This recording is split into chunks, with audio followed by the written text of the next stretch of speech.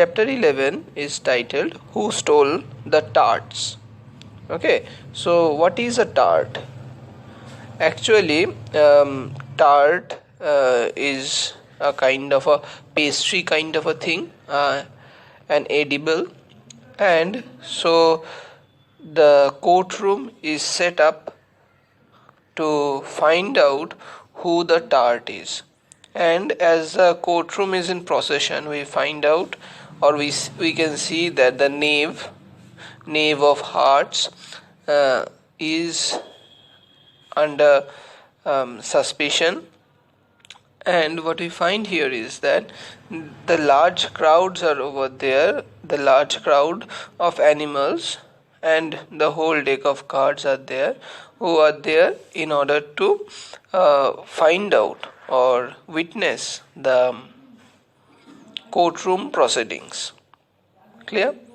Alice arrives in the court and finds the king and the queen of heart are on their thrones. They are sitting on their thrones and they are surrounded by large crowd of animals, as I said. And what we find here is that the knave is lying chained before them. Okay. Here we find that Alice is surveying the room and she takes great pleasure in identifying the various objects and the various things that are present within the court. And this court appearance is quite similar to the appearance of the court in the real world or the above land. Okay, so what we find here is that Alice surveys the room and he gets to see some of the features of the court of law that she has read about. Okay, or what we find here is that she has either read about or she has either been in such a situation where she had experienced these. Okay, so let us see. Alice surveys the room and takes great pleasure in that. And Alice also notices that all the jurors are writing down their own names. Okay, and to this the Griffon explains to Alice that they all must do. They are doing this because they might forget their names before the trials end. So they are writing their own names. So this is very absurd. This is very absurd of any kind of juror to write their own name on the sheet of paper, where we have seen that these people are supposed, they are forced, or they should know and focus on getting what they want. Okay, and what they want for the betterment of the society, right? But here these people are described as they do not have the ability, they do not have the capacity to remember their own names by the end of the trial. So it is also a satirical stance that is taken, because a person who is not able to remember his own name by the end of the trial, how will that person be able to make any decision based on law? Because you need to remember the rules, right, in order to do something, in order to do something for the for giving justice, right? So this has been the case, and Alice calls the jurors stupid things, and the jurors immediately write down that. She scratches a squeaking pencil out of the hand of the juror. Bill, you have seen the Bill in another chapter where it was a lizard. Okay, so It was the servant of White Rabbit. So, and he promptly begins writing with his finger. So, um, what we find here is that this quote is quite different from the real quote. This is the last stop in Wonderland, and this last stop is the Court of Justice, the King of Hearts Court of Justice. It is a situation where a trial is about to begin as Griffon leads Alice into the courtroom. It concerns a crime committed by the Knave of Hearts in a traditional nursery rhyme, as it was also described by Charles Lamb in 1805, the King and Queen of Hearts, showing how notably the Queen made her tarts. Okay, but as we see over here, there might be a possibility that Carol was probably most familiar with this wonderfully illustrated and annotated version of Charles Lamb. But in Wonderland, what we see, the trial over this same alleged crime of stealing some tart is held in the royal court. Okay, the same thing is happening, where the king and queen of hearts are seated on the throne and is the judge. Okay, the royal couple's herald, the white rabbit, appears to be in charge of the courtroom, and he maintains the protocol and keeps a close eye on the events while Alice, jurors, and witnesses are brought into the courtroom. So, what we find here is that there is this complete description of a society. As I have told you before, also that this courtroom or this Wonderland or this description in the on the mythological level, we can see that it is in the Greco-Roman tradition. This king and queen are the king and queen of Hades, who are seated on the throne and are in their court of justice, in their underground court of justice, where they do the same kind of judgment. Okay, so Alice is witnessing a confusing and comical version of a trial of a soul. Okay, in the Hades, in the court of Hades, what we find that the people's works are judged, but what we find here is that Alice is witnessing a comical version of the trial scene. Why? Because for stealing a tart.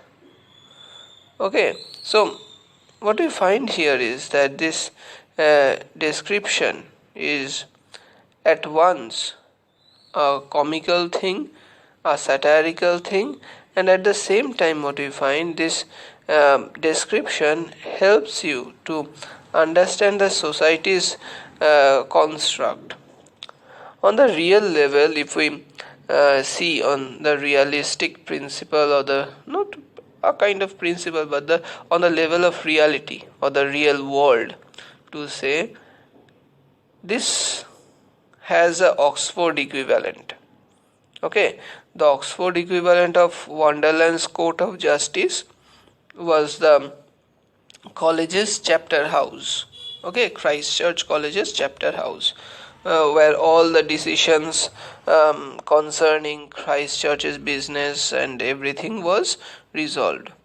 And as I have told you before, that the King of Hearts in the Croquet Ground chapter, in the Croquet Ground class, I have described you that the King of Hearts is none other than Dean Henry Liddell.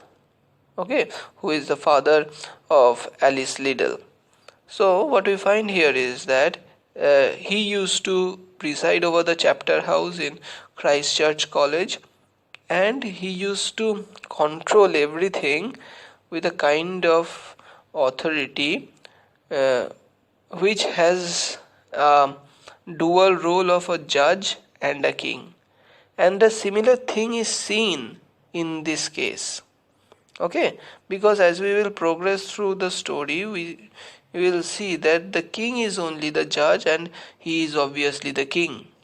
So that is what is being seen in um, Henry Liddell's, Dean Henry Liddell's way of dealing with things.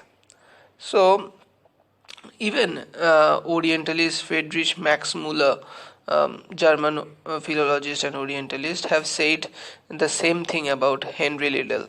So what we find here is that this description is important to the point that it at one point on the mythological level describes the king of heads, and at the same time what we find, it describes the realistic way, or the realistic way through which Dean was dealing with things in the society or in his college. But another thing that we should focus on is that, as I said you before only, that what is a tart? Tart is a kind of a pastry, right? Pastry which is to be eaten. But it does appear that the knave was some kind of a flirt. Okay, he was some kind of a flirt. Why?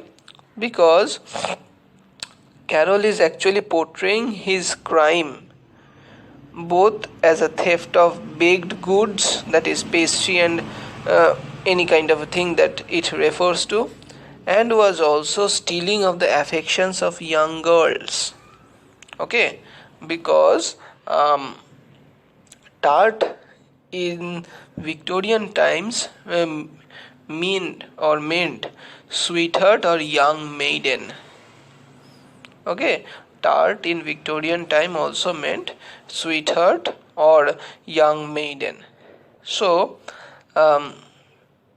it is also described in Alice's Adventures Underground, that is the original book that did not got published. Okay, there was a drawing by Carroll which shows Knave of Hearts kissing one of the maids. Okay, so despite the knave's protestation, one must suppose that he was guilty of at least one of the theft, that is a tart, that is baked good pastry, or of kissing or stealing, or stealing the affection of a young girl, young maiden. Clear? So what we find here is that this whole story appears in front of Alice, and the white rabbit is serving the court as a herald. Okay, he reads the accusation that the Knave of Hearts has stolen the Queen's tarts. Okay, and the Mad Hatter comes forth as the first witness. Okay, bearing a teacup and a piece of bread and butter. Clear? The king also is present there, and he bids Hatter to remove his hat, but Hatter refuses, explaining that he has nothing to do with the hat. He does not own the hats, he merely sells them. As Alice watches this, she finds that she has started to grow again. And this is linked with Mad Hatter drinking the tea. And what I find here is that the Dormouse becomes upset by Alice's growth and storms out to the other side of the court to avoid being crushed by Alice. Then Hatter delivers some kind of a confused testimony, quite nervously, and he suggests that the March Hare said something. Before he can relate the March Hare said anything, the March Hare denies that he had said anything. Okay, so the Mad Hatter tries to explain that the Dormouse said something, but the Dormouse reply because reply is that he did not actually say something because he has fallen fast asleep. So what we find here is that there is this kind of, what can you say, confusion. There is this kind of confusion which has been laid all along by the witness, by the people, in describing what is to happen. Okay, so what we find here is that this description is important to describe what are the things to be focused on. Okay, and what we find here is that this description is important to understand the contrast between the whole society, okay, the whole society that is there, that is the real society, and the underground, which is completely opposite to one another. Okay, the king calls the cook next to find out. No, before that, um, the juror asks Hatter what it was the dormouse said, but Hatter could not remember. The king insults the Hatter's stupidity, which prompts a guinea pig to start cheering about what has happened. The guinea pig is immediately suppressed by uh, what can you say, by being tied up in a bag and sat on it. Once the guinea pig has been suppressed, the king commands the hatter to stand down. The hatter replies that he can stand no lower, so the king bids him sit down. Okay, another guinea pig also was cheering in the similar way, and he was also suppressed. Finally, the king permits Hatter to leave and he sneaks off before the queen has time to order one of the officers to chop off his head. Clear? The king then calls the cook as the next witness. The king asks what the tarts were made of, and the cook replies paper, P-E-P-P-E-R. Okay, so the dormouse was actually presenting uh, some kind of idea. The hatter was presenting some kind of idea. Everyone is presenting some kind of idea. They are witnessing something and they are relaying those things, but none of those things are conclusive enough to prove that the knave of hearts is in any way guilty. Okay, so what we find here is that the dormouse sleepily calls out, the word trickle, and the courtroom flies into chaos. Amidst the frenzy, the cook disappears, and the king demands that the next witness be called. And the white rabbit calls Alice to stand. So what we find here is that this complete description is quite different. Okay, there are several witnesses, but not one conclusive evidence or not one conclusive witness. Clear? So Alice has failed to find out any kind of meaning in this wonderland, but has, after visiting this court, has hoped that she will find logic, order, and some kind of sense in this trial room or in this trial court.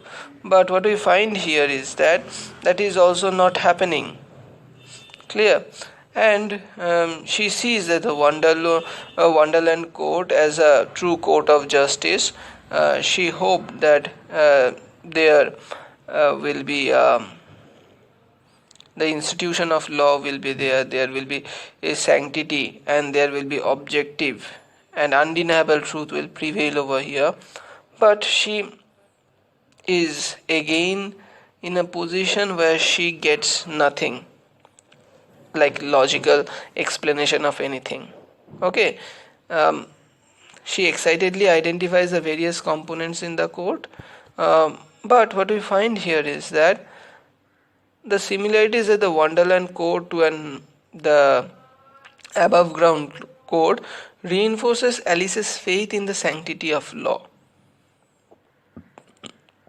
Alice takes pleasure in recognizing several elements in the courtroom, but Alice also desires the meaning and order and the trial that is to be held over here. But what I find here is that the last opportunity to realize her need and coherence is again disrupted. Okay, so Alice quickly realizes that in a world without meaning, the search for truth and order can be only a sham. Okay, so what we find here is that, like Alice, the king repeatedly demands a verdict, but one never materializes. The trial is a mock of the actual legal process.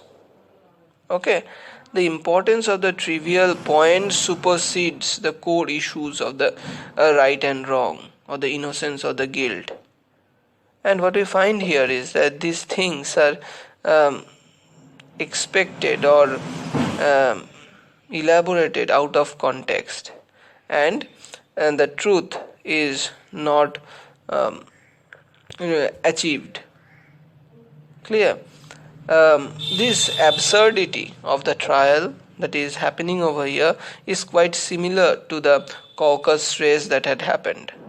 Okay, where there is no conclusion who actually won the race. Right, there is no clear winner. Similarly, here the trial fails to determine the culpability of the knave. Okay, several critics have pointed out that the concept of law itself, rather than the knave, is on the trial in this scene. That is, it focuses on the idea that the defender, the trial of the knave, is a fake thing, but it considers or focuses that the law is how law actually operates. Okay, in the above land, it is not able justified. Some critics have said this also. As in the case of Caucasus, Carol indicates that there is no clear winner, or there is no clear rule to follow. Similarly, Carol indicates the legal system in Wonderland as a way of critiquing the legal system in our world, that is the real world. Clear? So that is been projected over here in chapter 11, and what we find here is that this autocratic way of describing or trying to find out what is actually happening, or what is actually the system, or what should be done, is being projected over here. But what we find here is that there is a real life counterpart. Right. So who is the real life Oxford identity, or of the Knave of Hearts? Okay. So for the Knave of Hearts is author Lewis Carroll himself, and the trial is based on the trial of heart that left Carroll feeling unjustly convicted. It was a pivotal moment in Carroll's life, and one about which he became forever embittered. That is what is being described over here. Why? Because though Carroll was very close to the Liddell family, but after one of the journeys, the king and the queen, the real life king and the queen, that is the Alice Liddell's parents, barred Lewis Carroll from talking to or talking with Alice, or meeting them. Okay, they would meet only on formal occasions, and that was also very few. Um, and what we find here is that some critics believe that, some researchers believe that it is the reason uh, or it is the plot on which this story is being um, made out or cleared out. It is also described, or it is also possibly the reason because some of the pages of, to be precise, 3 pages or 3 days description of uh, the happenings in Dodson's life, that is Lewis Carroll's life, was cut out by someone else, um, most probably his nephew, um, or niece, I think niece. So what we find here is that something might had happened, which had led the Liddell family not to allow Dodson again within the company of the sisters. Okay, so what we find here is that this must be the base on which this Knave of Hearts was uh, portrayed or written to say. This is the end of chapter 11.